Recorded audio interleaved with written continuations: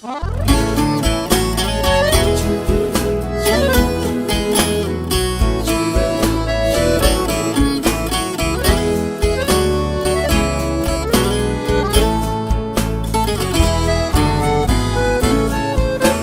regiões de fronteira do Brasil com o Paraguai,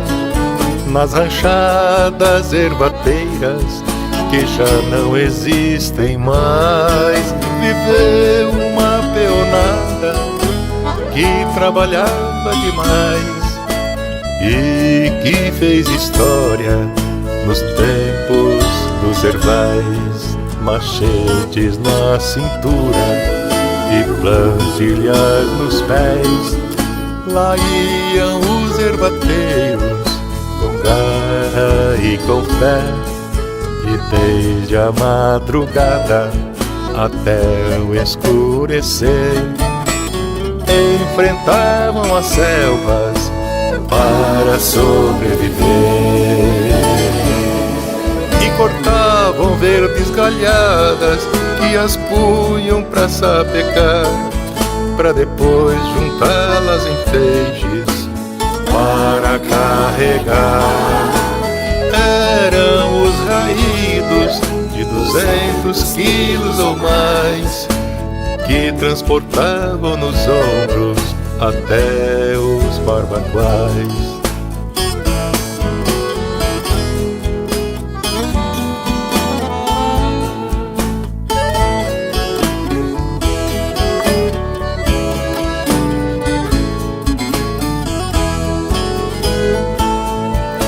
O circo da erva mate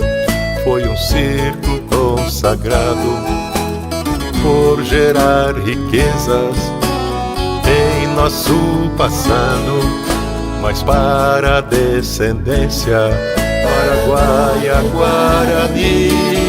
ficará a eterna lembrança no cantar dos bem-te-vis que viram bem de perto aqueles tempos idos, como foram transportadas toneladas de raídos, como foram transportadas toneladas de raídos. O circo da erva mate foi um circo consagrado por gerar riquezas em nosso passado, mas para a descendência paraguaia guarani ficará a eterna lembrança no cantar dos bem-te-vis que viram bem de perto aqueles tempos idos, como foram transportadas toneladas de raídos, como foram transportadas toneladas de raídos, raídos, raídos, raídos, raídos, raídos.